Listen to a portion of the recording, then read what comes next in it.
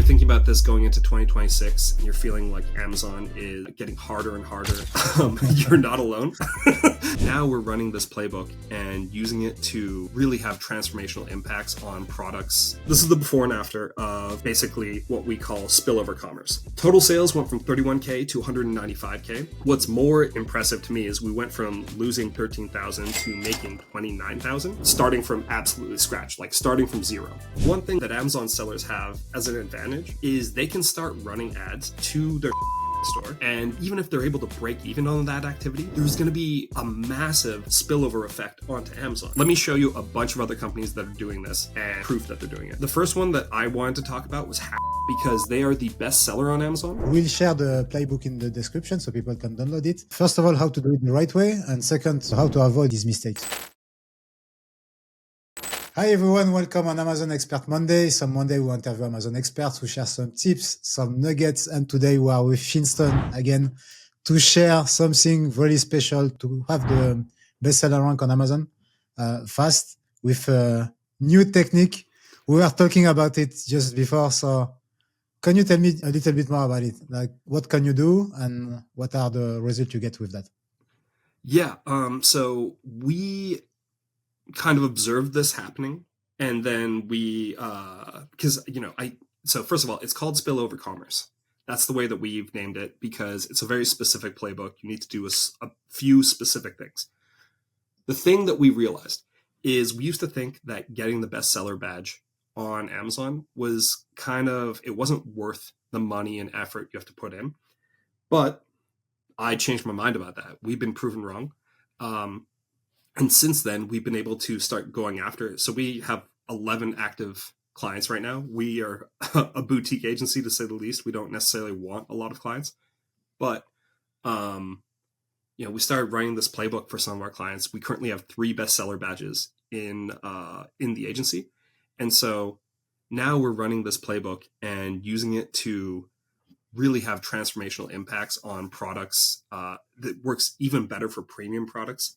So it's like, if you're thinking about this going into 2026 and you're feeling like Amazon is getting harder and harder and feeling like the game's getting worse and worse, you're getting squeezed from every different angle, ad costs are going up, Amazon's adding new bullshit fees, you're not alone. Like why is there a long-term storage fee and a fee for if you go too low in stock? Like, that's crazy to me. Anyways, so like, we were feeling like Amazon's getting harder and harder, and spillover commerce has been the thing that has gotten me so excited about selling on Amazon again and selling on the internet again. I feel like it's 2019 all over again. So that's good. And it's not only about having the bestseller badge, it's about growing the profit. Can you show me some result with this technique? Yeah. Okay. So yeah, I feel like I've teased everyone enough. These are the results that we've got from one of our clients. And so here, I'm going to hit play. By the way, if anyone wants a copy of these slides, I'm going to send them to Nassuf so you can give them your email and get these slides. I mean, they'll be on our website too, but this is Nassuf's podcast. So this is the before and after of basically what we call spillover commerce. So this is the before period and this is the after day period. They're 73 days each. I made this case study on November 17th. I don't really have a thing for a 73-day period. It's just like, I was so hyped. I couldn't wait any longer to make this. So total sales went from 31K to 195K. Ad spend jumped, but proportionally. What's more impressive to me is we went from losing 13,000 to making 29,000. And the thing is, like, I wanted to make this case study before Black Friday started because I didn't want to fudge the numbers and be like, this is the best playbook ever. Yeah, anything looks amazing when you're in the middle of Black Friday. So this is the full before and after. And you'll notice right away, basically, we took in the before period, we didn't have any Facebook ads in Shopify. And so we installed basically a winning playbook of Facebook ads and Shopify onto an already successful Amazon business. And the results were transformational. Like, it's nothing short of transformational. And, we can get into some of like the details. This is like the Shopify before and after. I mean, 0 to anything is kind of interesting. but we've got like seller board screenshots, and I'm kind of breezing through this because I wanted to show you the triple whale screenshots, which is kind of like the Shopify sellers version of seller board. So you can kind of see like, look, we were able to make quite a profit in a short period of time, starting from absolutely scratch, like starting from zero. But this is just one company doing it. And the thing is, it kind of feels too good to be true. So I'd rather just show you a bunch of companies are doing it because there's so many more. Was the first goal to just launch a Shopify store, or what was the goal initially? It wasn't just to launch a Shopify store. The goal is to launch a Shopify store that is profitable, that has a positive impact on your Amazon business as well. Because one thing that Amazon sellers have as an advantage is they can start running ads to their Shopify store, and they will, even if they're able to break even on that activity, there's going to be a massive spillover effect onto Amazon. And that spillover effect, we call it the Amazon spillover effect or Amazon overflow effect, where if you put them in your shoes, like imagine you go onto you're on Facebook, you're kind of just like liking your niece's photos, at least that's what I'm doing. And you get an ad for Craft Mix, or you get an ad for these really cool gummy bears or something. Then maybe you click through that ad and you click in and say like, hey, really cool. I'm so excited to be seeing this product. But then you probably also go on to Amazon and you search that same brand, especially in the US, right? Like you'd be like, oh, wow, they're the best seller on Amazon too. Like, why would I bother buying off this website that I don't trust? I might have to pay for shipping. It might be more expensive than I want to spend. And just to be delivered quickly, basically. Yeah, to be delivered really quickly. Like, I don't have to pay for shipping for sure. Maybe I'm having a party tonight, so I want this cocktail mix, something like that. But there's also a big proportion of people who click through onto that website and say, oh my God, this is a way better deal than it is on Amazon. This is like this ideal goal for me. And so, or this is like the ideal product for me. Why would I buy off Amazon? That's a fool's errand. They're charging an arm and a leg.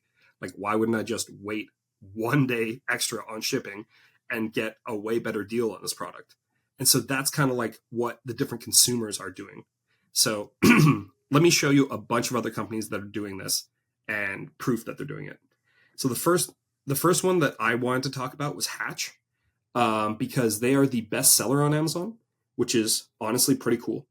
And I think the thing, like, this is really their best seller. Like, this is the product, I think, they sold 20K of in a month. This one is maybe a little bit less, and then this one's even more premium. But here's what's interesting. Let's click into their category. So you click here, bestseller in nursery lights. Look at all their competition. Look at how much more expensive they are than even everybody else. Nobody is above $25 here, and they're absolutely dunking on them. They're the best seller, and I bet you their PPC costs are much lower than everyone else's. They're showing up at the top of the page and top of search results for every major keyword. I went in and I did some helium-10 reverse lookups, and you might be saying to yourself, like, how did they manage to pull this off? Like, they have way, way more sales and way more reviews than everyone else, except Echo Glow. I'm pretty sure Echo is actually from Amazon. And so you might say to yourself, okay, great. Well, what are they doing differently?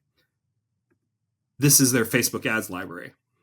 They are spending a ton of money on Meta, sending it all to their Shopify website, and then gaining that overflow traffic back to Amazon, which is what's leading to them being the bestseller ahead of an Amazon product, like an Amazon-owned brand. Amazon Echo. They're beating Amazon at their own game, and they're doing it by being better at advertising. So does that make sense? That's huge. That's huge. Yeah. That's Do you know approximately how much you have to pay in Meta ads? Because you don't pay for Amazon PPC, but obviously you make some ads on Meta. Is it more profitable on Meta? So we're kind of getting into the finer points right now, but you can do it. You can be more like, it can be cheaper or it can be more expensive on Meta, depending on your strategy and depending on a lot of things. Meta has a different model. They charge on cost per 1,000 impressions, and on Amazon, they charge per click, cost per click. And so what you can kind of do with Meta is if you set up the right kind of offer, you can make your Meta ads profitable thanks to that offer. And then the spillover effect makes Amazon like your Amazon sales more profitable.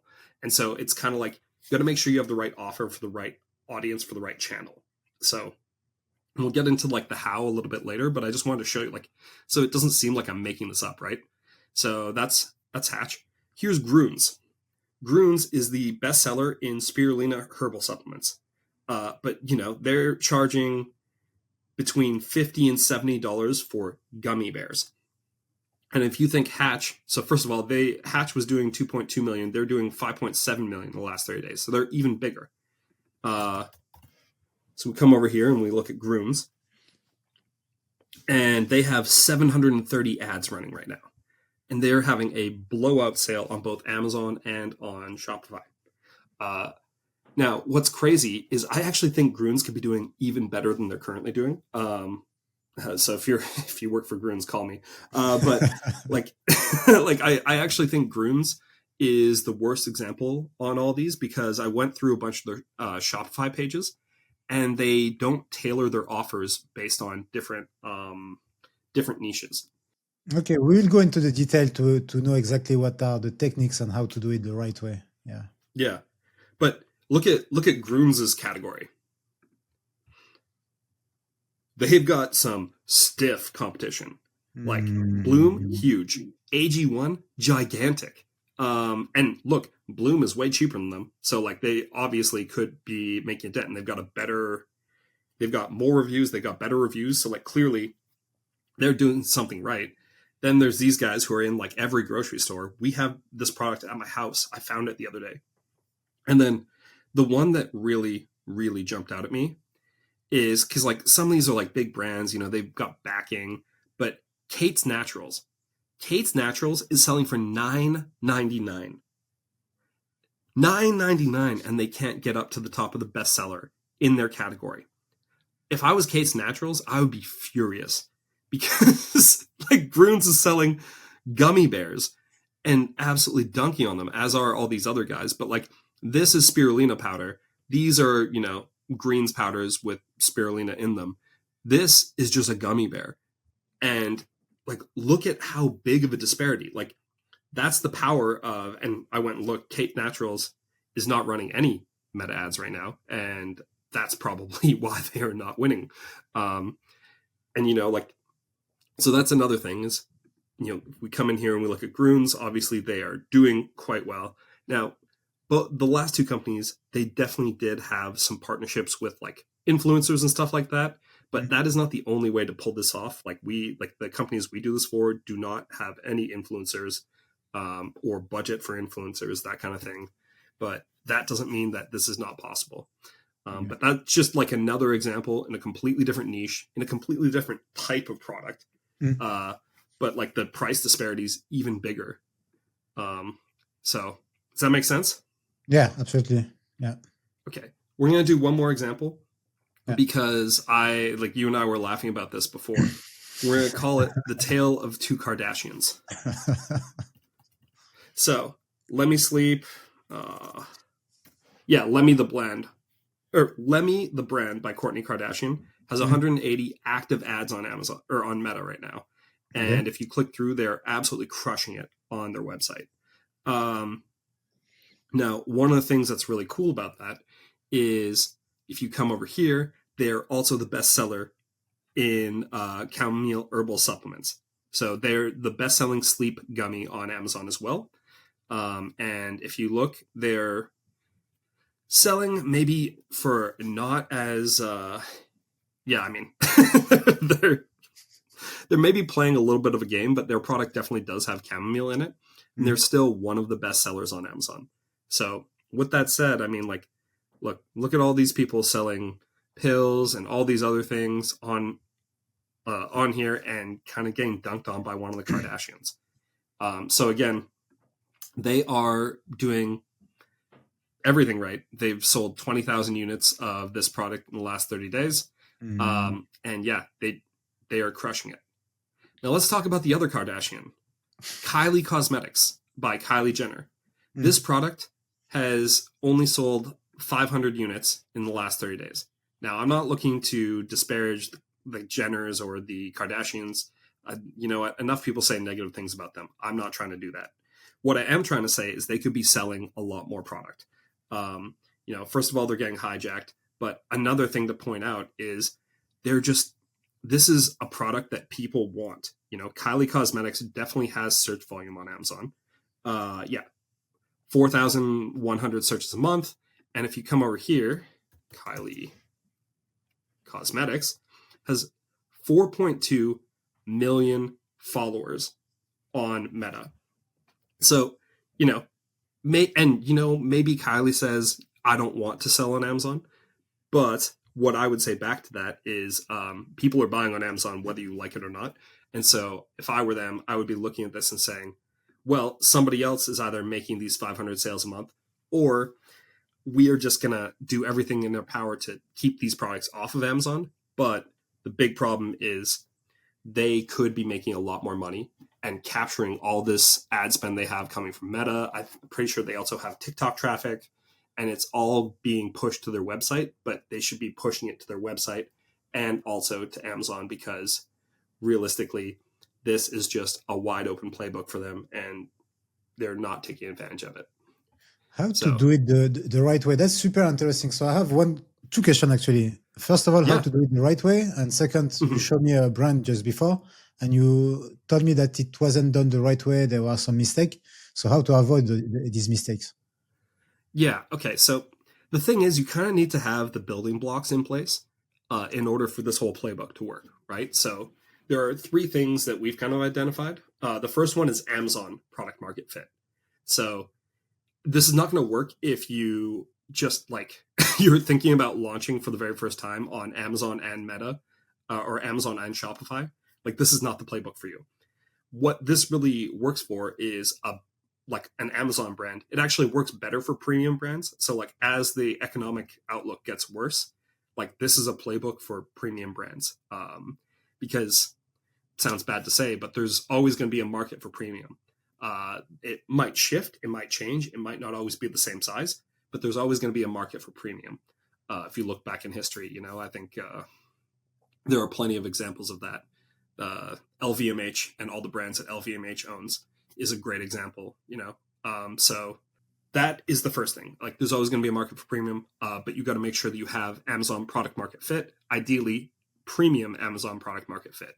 So if you're doing $5,000 a month trying to sell $100 versions of the same thing you can buy for $20, that's not really an angle. You got to have an angle and a reason why your product already works on Amazon, and then the desire to grow. So that's the first one. The second one is what we call meta market fit. So meta market fit, instead of, you call it Facebook market fit or Instagram market fit, but because Facebook changed their name to Meta, we just call it meta market fit. So you need to be able to prove that there is another brand that is similar enough to you that is doing the same kind of thing. So on Meta.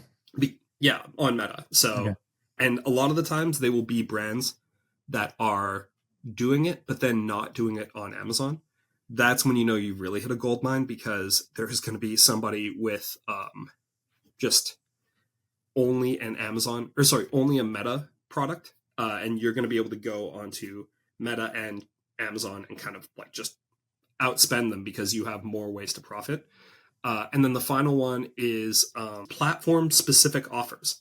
So if you try to, and this is what Grooms is screwing up in my opinion, is they aren't selling different products on different channels. So everyone who sells on Amazon for a long time knows that Amazon will crawl your website and make sure that you're not offering it for less money on your website than you are offering it on Amazon. And that's been something that's been established for years.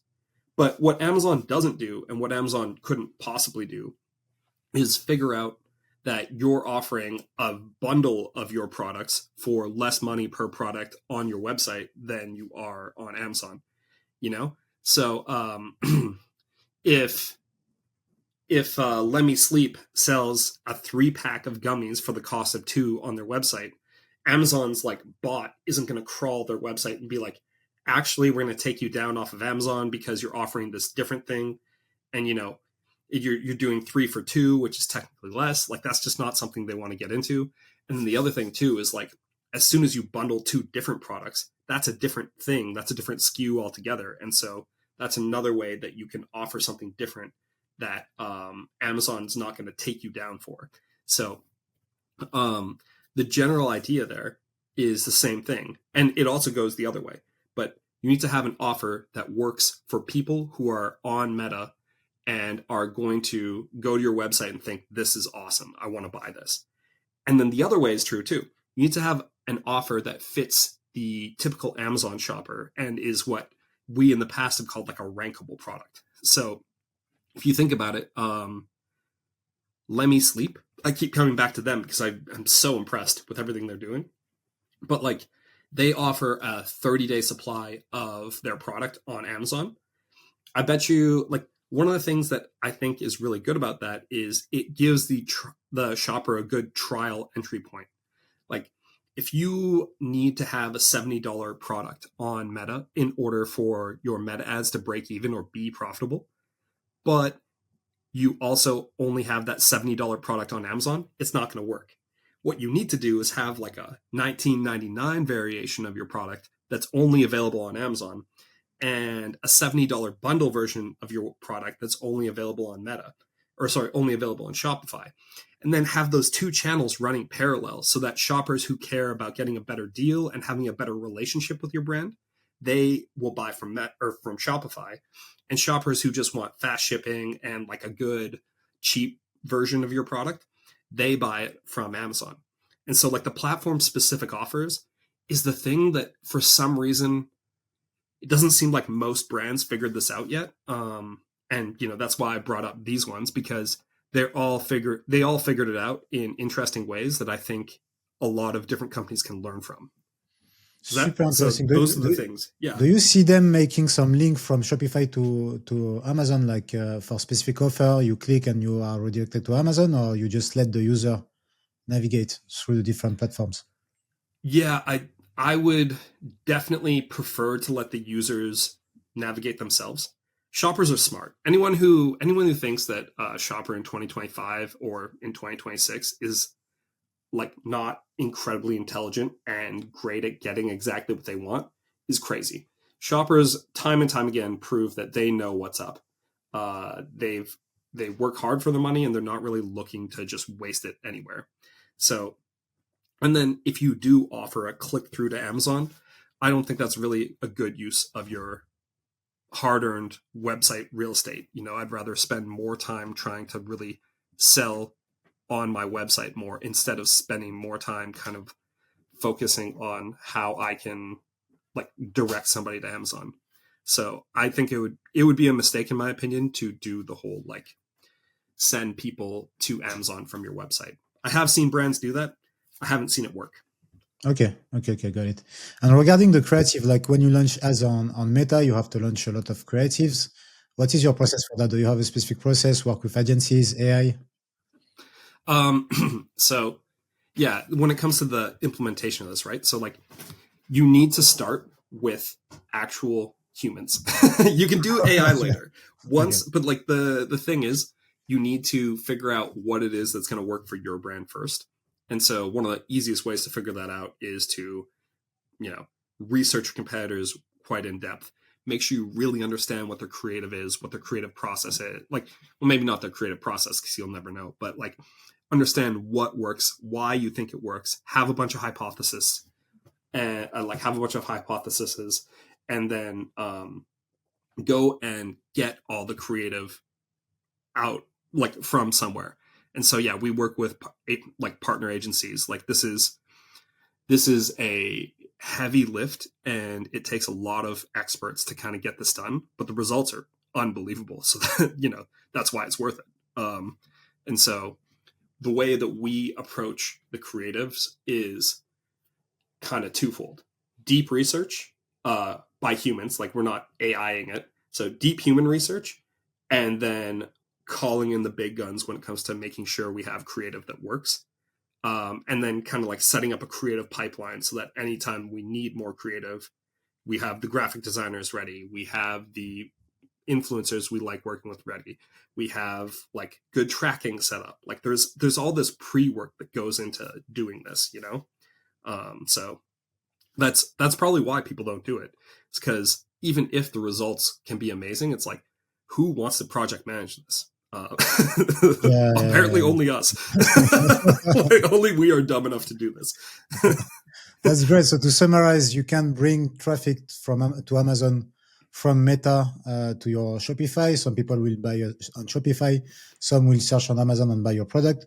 One of the side effects is that you can have the bestseller rank, which will improve your ranking on your category, make more sale. And you have to work with human to know what works well on Facebook and do the right creative and iterate on that, right? Yeah. The only other thing I'd say is this playbook is really exciting for companies who have a product that's worth more. You know, like imagine you're a brand that's been getting beat up on Amazon for years because you're the more expensive version of whatever. You know, like that's actually how we discovered this playbook, because we were one of the brands who was selling a product who actually did the safety testing. And then everyone else just didn't and charged half. And so we figured out this playbook as a way to keep this product in the brand's catalog.